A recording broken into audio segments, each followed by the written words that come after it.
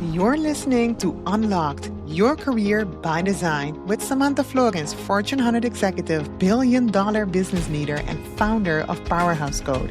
Here, you'll discover how to build authority, attract opportunities, and lead with authentic presence. If you're ready to claim your spotlight and step into your next level, you're in the right place. Let's unlock your career by design. What is the most valuable communication skill? Listening. Listening is the most valuable communication skill.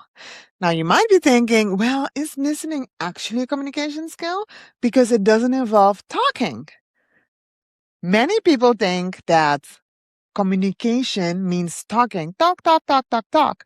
But actually, listening, active listening, that is also a form of communication. And it's actually the most overlooked and the most underrated form of communication. And the topic of this week's episode is about communication and how to adjust and adapt your communication style to different people. And it's coming from a listener. She said, Sam, imagine you have a set of managers, a set of leaders, or even your own team where there's so many different styles. Different communication styles, different personalities, how do you adjust your communication to that? Well, before we get into that, let's take it one step back and start with what is the number one communication skill to begin with? It's listening, active listening. Now, what's the difference between active listening and just listening? Just listening is silence, letting the other person talk, letting the other person speak. But active listening is asking questions, is summarizing and saying that if I understood you correctly, what you're saying is that if we take option A and progress with your recommendation, that the consequence is XYZ. Is that what I'm hearing? That's active listening because you're mirroring back what the other person just said. And what does this do to the other person? It builds rapport because all of a sudden the other person feels I'm being heard. This person is actively listening to what I have got to say, and my perspective, my voice matters. And then you also show interest. So that's what it does to the other person. Active listening builds rapport. It shows interested. But let's talk about what it does for you. So when you're the one showing that active listening skill, you get information. You get so much information.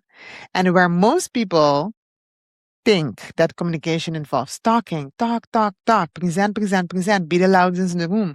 No. If you just experiment with active listening, you score so many more points.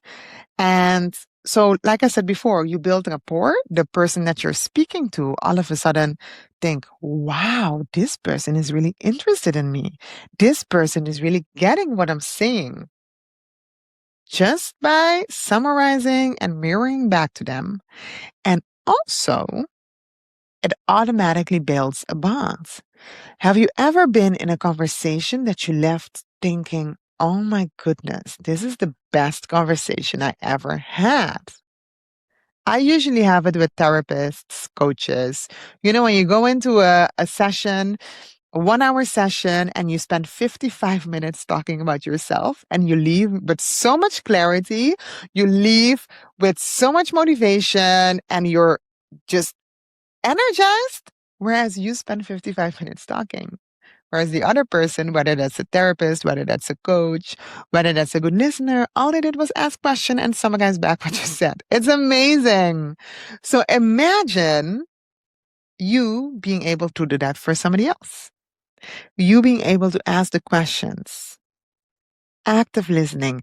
Ask key questions. Can you expand further on that? Can you elaborate on the point that you just made? What is your perspective on X? I hear you say Y. What does that mean when it comes to how your team responds, what the impact is of the organization? Those are the things that you want to be asking. So many people come to me and they say, I want to build my executive presence. I want to be able to speak up. I want to present better. That's great. I teach all those things. But let's start with active listening. So Coming back to why I created this episode to begin with is because one of the listeners said, Sam, I'm dealing with many personalities at work. I'm dealing with many communication styles. Where do I even start? And so we start with active listening. Okay. Why? Because when somebody else speaks, not only do you get more information, but it leaves clues. Clues as to what is their preferred way of communicating. You have people that are very data driven. You have people that are very process driven. And you have people that are very people, team driven. Data driven, process driven, people and team driven. And it's your role to understand who are you dealing with? Are you dealing with somebody that's team driven, process driven, or data driven? Let me share an example with you. I am very data driven. I am a numbers person, strategy numbers. That's my jam.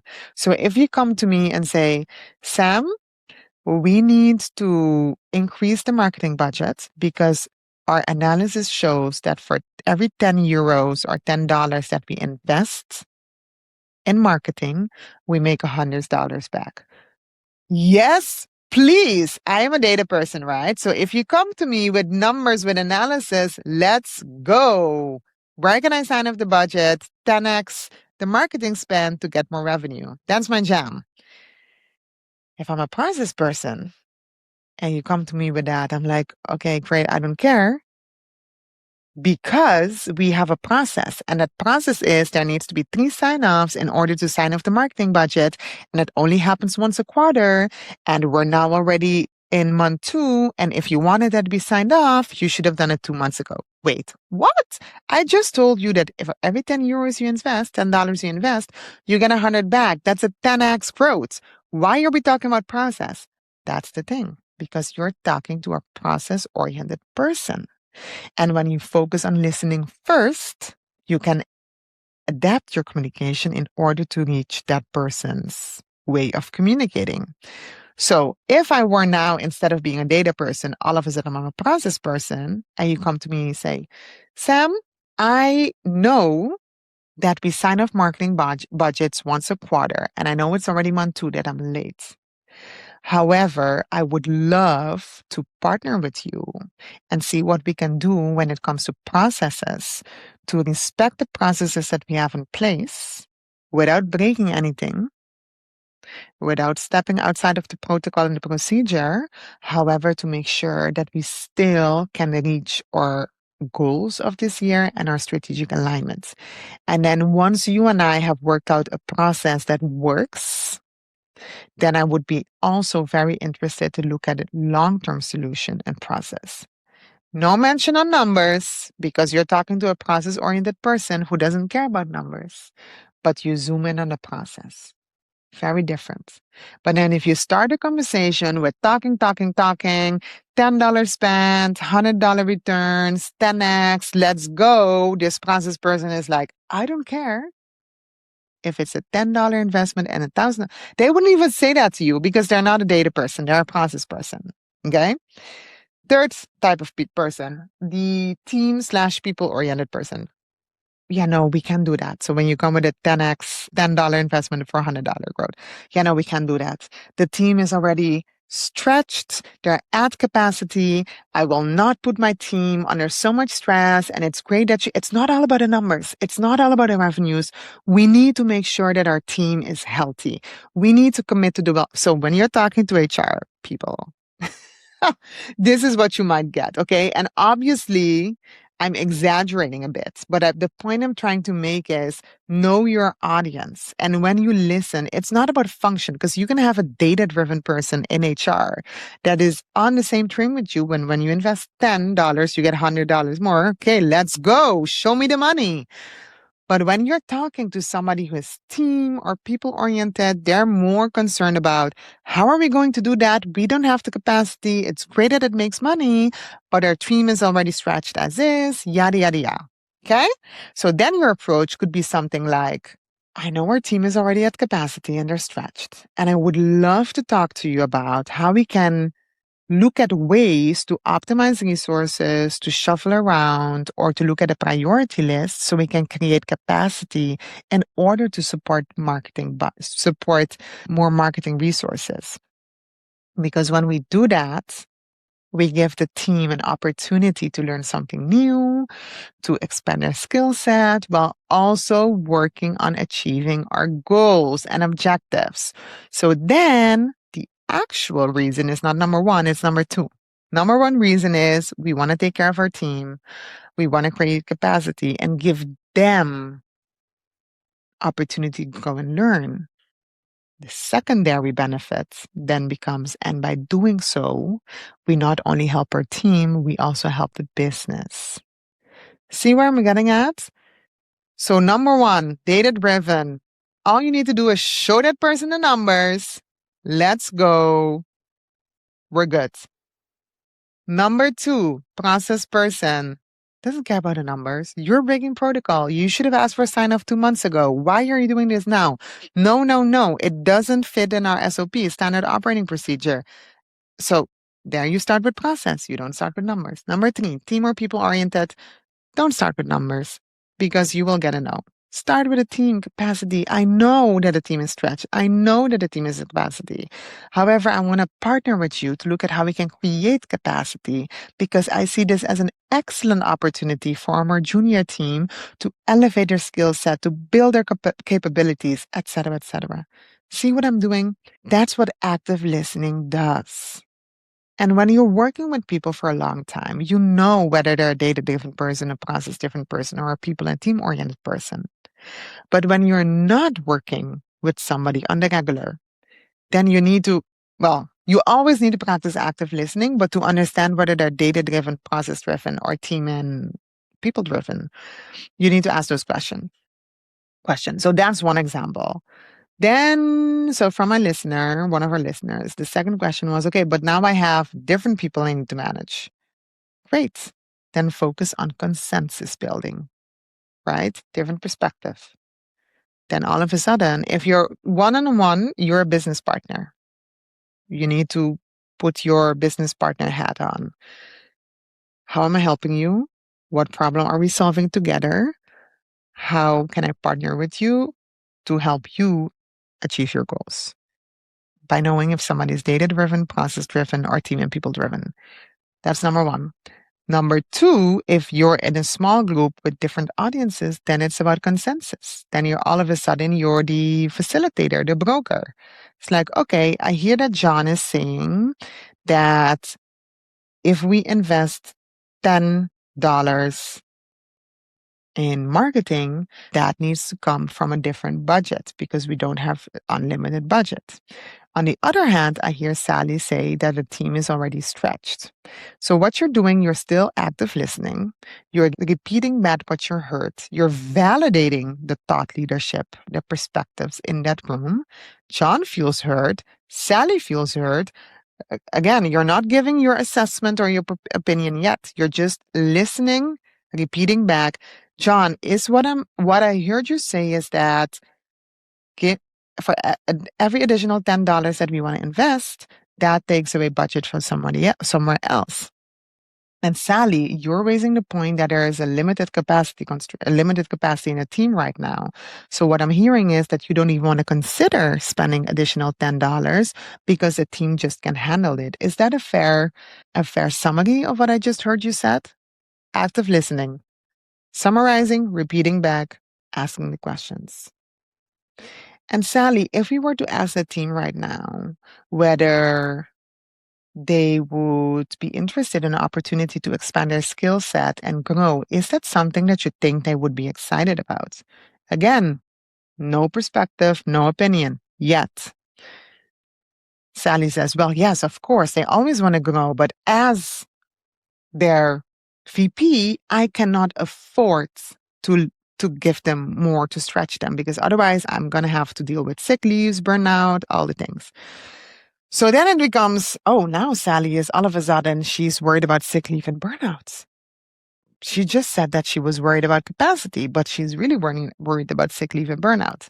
So that gives you additional information. And ultimately, your goal is to get the market budget signed off. And you would think that everybody wants more revenue, but it's not the case. So what are the differences in opinions? What are the different communication styles? And how do you bring it together? So I gave you two examples. One is the one-on-one communication, that you're the business partner. And then you have when you're in a group, you're all of a sudden a facilitator, reporter. This is what I heard. Is it a fair representation of what you just shared with us? Okay. And then based on that, you build consensus. Okay, Sally, I totally understand your concern on burnout and sick leave. That would set us back months in our projects. And John, I hear you that we do not have unlimited budget to spend. And I also hear you that if we want to spend more in marketing, it will need to come from somewhere else. Would you agree with me, though, that at the beginning of the year, our number one priority was more revenue? And I know we don't have unlimited resources, not in cash, not in people. But are we all committed to grow our revenue? Before we talk about how, are we still committed to our number one priority of growing our revenue? By the way, which is why it's super important to always know what are the top priorities of your leaders to begin with. Okay, so now that we agree that growing revenue is number one priority, and we know the concerns of Sally and burnout and sick leave, and John, you indicated that we don't have unlimited resources, would you be open to hear on a possible solution that I think would satisfy our number one priority without, and then you bust the objection or concern of Sally and John, without burning out our employees or sending them on sick leaves, and John, without jeopardizing the budget of the other departments. Boom. Let's go. Because then you already have them. You build the report. You heard them. You validated their responses. You validated objections. And then only after you reached an agreement, which is, do you agree with what I say? Repeat back to you is right. And do you agree that revenue is still a number one priority? Then you come with your proposal. That's how you do it. Yeah, I know. Sounds super easy. It is once you start practicing it. And it starts with active listening. Yes, but what about the different personalities? What about the different communication skills? Doesn't matter. Because your job, your only job, we're in the business of solving problems. And I'm not going to use an employee because you are a talent, you are a professional. You are the CEO of You Inc. And so a consultant, a business partner, when you are dealing with different personalities, your role always, regardless of whether it's different personality, is to adapt. Adapt. That's if you want to add value. That's if you want to progress your career. That's if you want to be seen as somebody who makes a significant contribution to your organization and team. And so different personalities, different communication styles, it starts with active listening. What does this person want? And how can I make sure this person feel heard? And then, only when you have agreement, only when you know their guard is down, only when you know that okay, then you come with your recommendation and your proposal. Now, you might be thinking, well, if they only have one personality or if they only have one communication style, why do you need to be the one that needs to adapt? You're absolutely right. It depends on who you're talking to. But I'm going to assume here that you're talking about your superiors, your managers, and people you want to influence, right? In a good way.